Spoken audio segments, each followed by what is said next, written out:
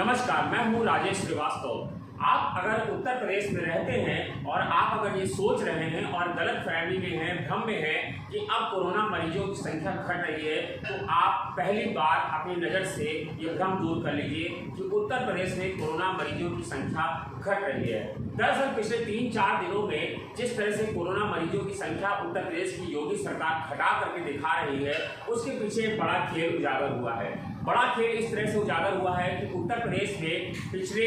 1 महीने से लगातार मुख्यमंत्री योगी आदित्यनाथ बैठक कर रहे थे और निर्देश दे रहे थे कि लखनऊ, कानपुर और गाजियाबाद इन 3 शहरों में जिस तरह से कोरोना मरीजों की संख्या बढ़ रही थी, रोज नियंत्रण को लेकर के बैठकें चल रही थी, लेकिन मरीजों की संख्या में घटोतरी नहीं हो रही थी। लखनऊ में ही प्रतिदिन 1200 से लेकर के 1300 मरीज तक आने लग गए थे और तब मुख्यमंत्री की पेशानी पर बल पड़ गए थे। मुख्यमंत्री ने प्रमुख सचिव, अपर प्रमुख सचिव गृह और अपर प्रमुख सचिव चिकित्सा, अपर प्रमुख सचिव परिवार नियोजन, परिवार कल्याण, तमाम सारे अधिकारियों को लगाया और निर्देश दिया कि लखनऊ और कानपुर को विशेष नजर रखी जाए। उन्होंने तमाम निर्देश दिए, शासन प्रशासन ने तमाम सारी कार्रवाई की, लेकिन मरीजों की संख्या घटने के बजाय बढ़ने लग गई। जब इस तरह की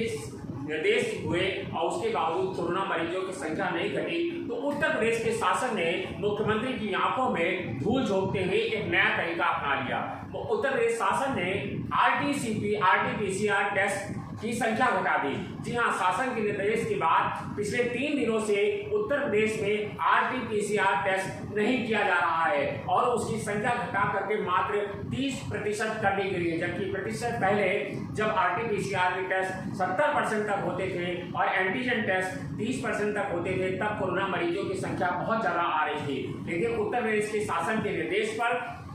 अधिकारियों के निर्देश पर मुख्यमंत्री को इस चीज़ की जानकारी नहीं है कि उनके अधिकारी ही उनकी योजनाओं पर किस तरह पलीता लगा रहे हैं, उनके अधिकारी उनकी सुंदर छवि पर किस तरह बट्टा लगा रहे हैं। मुख्यमंत्री काम करना चाहते हैं लेकिन अधिकारी उन्हें भ्रमित कर रहे हैं। अधिकारियों ने उनके दिशा निर्देश को इस तरह से तोड़ा मरोड़ा कि उत्तर प्रदेश में अब मरीजों की संख्या गिनी चुनी रह गई है। लखनऊ में भी ये संख्या 1200 से घट करके एकदम से 400 और 500 पर आ गई। तब सभी लोग भ्रमित हो गए कि आखिर इसकी वजह क्या है। तब हम लोगों ने जो 2 दिन से प्रयास किए, तो जो जानकारी निकल के आई वो ये सामने आई कि RT-PCR टेस्ट ही घटा दिए गए हैं और RT-PCR टेस्ट न सिविल अस्पताल में हो रहा है, न बलरामपुर में हो रहा है, न लोहिया में हो रहा है और अब मात्र 10 या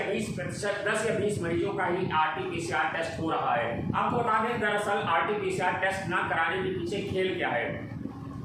जब कोई मरीज कोरोना पॉजिटिव होता है तो उसके अंदर कुछ 2 तरह के लक्षण होते हैं। कुछ लोगों में कोरोना के हल्के वायरस के लक्षण होते हैं, कुछ लोगों में ज़्यादा लक्षण होते हैं। अगर किसी के अंदर हल्के लक्षण भी होते हैं तो RT-PCR टेस्ट उसे कोरोना पॉजिटिव बताता है, जबकि एंटीजन टेस्ट उसे नेगेटिव बताता है। इसी का फायदा उठाते हुए अब शासन ने अस्पतालों में जो निर्देश दिया है और कहा है एंटीजन टेस्ट किया जाए। एंटीजन टेस्ट हालांकि बहुत अहम होता है और उससे सही रिपोर्ट आती है, लेकिन RT-PCR टेस्ट अगर आप में कोरोना के हल्के फुल्के लक्षण हैं तो वो आपको बता देगा कि RT-PCR टेस्ट कि उस आपके अंदर कोरोना के लक्षण है। RT-PCR टेस्ट बंद होने के बाद अब कोरोना मरीजों की संख्या लखनऊ में ही 400 और 500 रह गई है। जब इस तरह की चीजें हुई तो कल उत्तर प्रदेश के मुख्यमंत्री ने भी अपने अधिकारियों की पीठ ठोकी और कहा कि जो है आप लोग बहुत अच्छा काम कर रहे हैं, आप लोगों के जिस तरह से रणनीति पर काम कर रहे हैं लगता है कि यही सही रणनीति है, अब इसी पर काम करिए। यानी कि अब यह तय हो गया है कि उत्तर प्रदेश के अस्पतालों में RT-PCR टेस्ट नहीं किया जाएगा, एंटीजन टेस्ट भी किया जाएगा। RT-PCR टेस्ट को लेकर के जिस तरह से खेल कर रहा है शासन प्रशासन, उससे लोगों में भ्रम फैल रहा है और लोग और लापरवाह हो गए हैं। उनको लग रहा है कि अब कोरोना मरीजों की संख्या घट रही है। लखनऊ में भी कोरोना मरीजों की संख्या जब 1200 थी तो लोग चिंतित हो रहे थे, लोग अपने आप को सुरक्षित रख रहे थे, लोग मास्क पहन करके चलने लगे थे, सैनिटाइजर का इस्तेमाल बढ़ गया था। लेकिन अब जब से 400 मरीज हो गया है, मरीज उत्तर प्रदेश के लोग और लापरवाह हो गए हैं और उनका कहना है कि अब तो कोरोना खत्म हो गया है। लेकिन आपको बता दें कि शासन के इस निर्देश का, जिस तरह से मुख्यमंत्री के निर्देशों का माहौल उड़ाया जा रहा है और उनको भी गुमराह किया जा रहा है। उत्तर प्रदेश के अधिकारी दरअसल आपको बता दें, किसी भी मुख्यमंत्री को गुमराह करने में पीछे नहीं रहते हैं। इसीलिए कहा जाता है कि मुख्यमंत्री के नाक कान उनके अधिकारी होते हैं। लेकिन जब अधिकारियों ने ही ये तय कर लिया है कि मुख्यमंत्री को सही चीज़ें नहीं बतानी है, उनकी जानकारी में सही चीज़ें नहीं लानी है, तो भला कैसे कहीं सही चीज़ें सामने आ सकती हैं। लखनऊ में जिस तरह से कोरोना मरीजों की संख्या घटी, ये चिंता करने वाला था। लोग सोच रहे थे कि कोरोना मरीजों की संख्या घट रही है, लेकिन RT-PCR टेस्ट, आपको बता दें, जो टेस्ट होता है उसमें CT वैल्यू होती है। CT वैल्यू में अगर जिस तरह से हम लोगों ने जानकारी जुटाई है और जो चीज़ें सामने आई हैं, उसमें साफ हो रहा है कि RT-PCR टेस्ट करके जो टेस्ट किया जा रहा है वो लोगों को गुमराह करने वाला है। आपको बता दें, जो टेस्ट रिपोर्ट हमारे सामने आई है, 23 तारीख को जो टेस्ट हुए थे 9,915 टेस्ट हुए थे। 9,915 टेस्ट हुए थे, जिसमें से जो टेस्ट रिपोर्ट सामने आई उसमें मरीजों की रिपोर्ट चौंकाने वाली थी। 9,915 टेस्ट में 23 तारीख को जो रिपोर्ट आई उसमें 9,915 टेस्ट हुए, जिसमें एंटीजन 5664 टेस्ट एंटीजन टेस्ट से हुए थे, जबकि RT-PCR टेस्ट से 4,251 टेस्ट हुए, जिसमें 738 लोग कोरोना पॉजिटिव पाए गए। जबकि 24 तारीख को 8,556 टेस्ट हुए, 5,344 टेस्ट एंटीजन से हुए और 3,222 टेस्ट हुए और कोरोना मरीजों की संख्या सिर्फ 556 रह गई। जबकि 25 तारीख को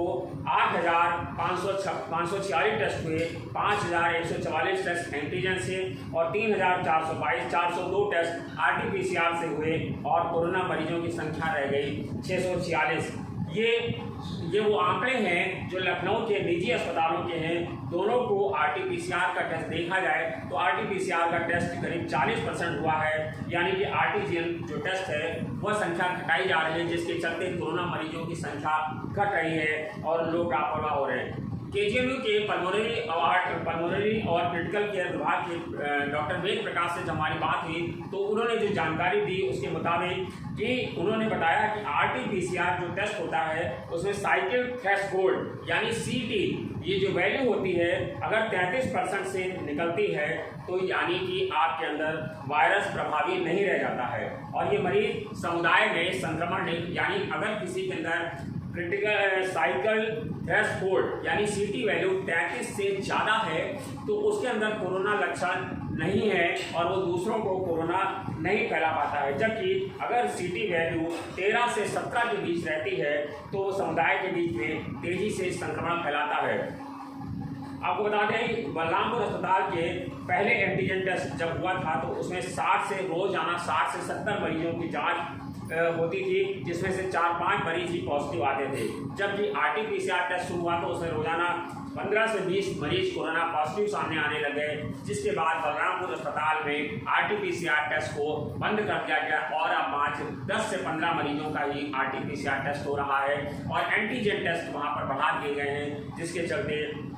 वहाँ पर भी बलरामपुर में भी मरीजों की संख्या बढ़ गई है। यही हाल कमोबेश सिविल अस्पताल का है, यहाँ भी एंटीजन जांच में संक्रमित मिलने वालों का ग्राफ बेहद कम हो गया है। RT-PCR में लोग ज़्यादा पॉजिटिव आ रहे थे।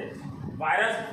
डॉक्टर वेद प्रकाश कहते हैं कि जब वायरस कमज़ोर होता है तो हम दूसरों को संक्रमण नहीं फैला पाते हैं और इसीलिए लेकिन अगर हम RT-PCR में इन लोगों का टेस्ट करें तो ये कोरोना पॉजिटिव बताता है, यानी कि आपके अंदर। तो इसीलिए उन्होंने कहा कि हम ऐसे लोगों को सलाह देते हैं जिन लोगों के अंदर कोरोना के लक्षण है तो वो लोग अपने आप को होम आइसोलेट कर लें और उनको टेस्ट कराने की जरूरत नहीं है। यानी कि अगर RT-PCR टेस्ट आप कराते हैं और आपको कोरोना के लक्षण है, लेकिन अगर आप दूसरों को नहीं कोरोना फैला पाते हैं तो सरकार उनको होम आइसोलेशन की सलाह दे रही है और उनको टेस्ट नहीं किया जा रहा है और उनका टेस्ट जो है जब एंटीजन से करेंगे तो उनको रिपोर्ट निगेटिव बताएगी, जबकि अगर RT-PCR का टेस्ट होता है तो कोरोना पॉजिटिव उनको बताया जाता है। ये जो चीज़ें निकल करके सामने आ रही हैं कोरोना को लेकर के वह गुमराह करने वाली है। उधर आपको एक और कोरोना से जुड़ी खबर बता दें कि उत्तर प्रदेश का देश का जो सीरम विभाग है जो कोरोना वैक्सीन बना रहा है उसने कल केंद्र सरकार से एक सवाल पूछा है और ये केंद्र सरकार से जो सवाल जिसने कोरोना वैक्सीन बनाई है उसने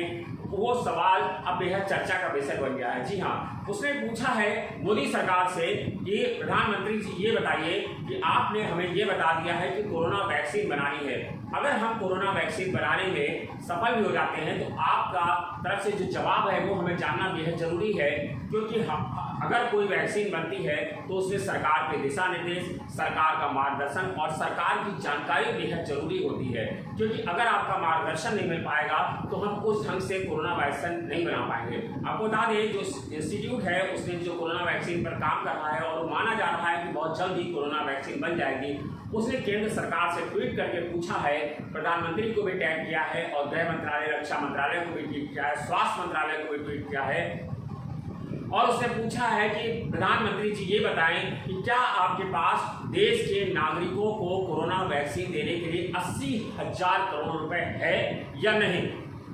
आपको बता दें इस ट्वीट के बाद उत्तर प्रदेश की मोदी सरकार ने खामोशी ओढ़ ली है। अभी तक उन्होंने इस ट्वीट का जवाब नहीं दिया है विभाग को कि आप कोरोना वैक्सीन बनाइए, हमारे पास 80,000 करोड़ रुपए हैं देश के लोगों को कोरोना वैक्सीन पहुंचाने के लिए। ऐसे समय में जब देश कोरोना से जूझ रहा है और भारत आत्मनिर्भर भारत की बात कर रहा है, भारत मुझे बता रहा है कि हमारे पास चीन और पाकिस्तान से लड़ने के मुकम्मल साधन मौजूद हैं, लेकिन देश के पास दरअसल कोरोना वैक्सीन से लड़ने का कोई संसाधन नहीं मौजूद है। इसीलिए जब सरकारी डिपार्टमेंट उसी ने पूछा है, कोई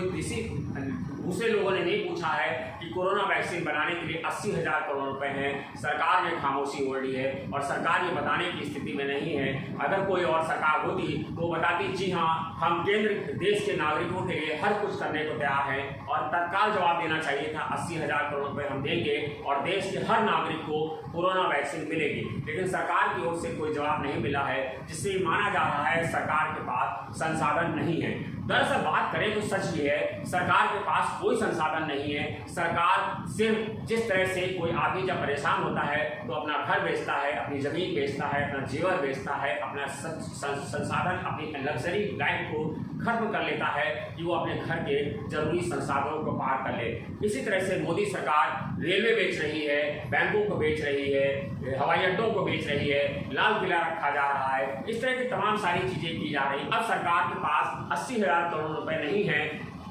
कि वह देश के हर नागरिकों को कोरोना वैक्सीन दे सके। उधर उत्तर प्रदेश में कोरोना मरीजों की संख्या घटा करके दिखाई जा रही है और ये सरकार को नहीं पता है कि उत्तर प्रदेश के लोग या देश का कोई भी नागरिक सिर्फ आंकड़ों से ही भ्रमित होता है और आंकड़ों के खेल में जिस तरह की उत्तर प्रदेश की सरकार के अधिकारी बाजीगरी करके दिखा रहे हैं वह लोगों को भ्रमित कर रहा है और लोगों के जीवन को संकट में डाल रहा है। आपको बता दें कि जब हम कोई चीज़ देखते हैं तो उसका मनोवैज्ञानिक असर हमारे ऊपर पड़ता है। जब उत्तर प्रदेश में और देश में आपको याद होगा वो शुरुआती दौर जब 4-5 मरीज थे और तब लोग अपने घरों से बाहर नहीं निकलते थे और लोगों को सड़कों पर सन्नाटा दिखता था। उसके बाद जब हजारों मरीज सामने आने लगे तो भी लोग सामने आ रहे थे, सड़कों पर निकल रहे थे, क्योंकि लोगों को मुकम्मल आज़ादी का मौका सरकार ने मुहैया करा दिया था। और अब जब सरकार ने ये कह दिया है, यानी मीडिया ये फैला रहा है कि मरीजों की संख्या घट गई है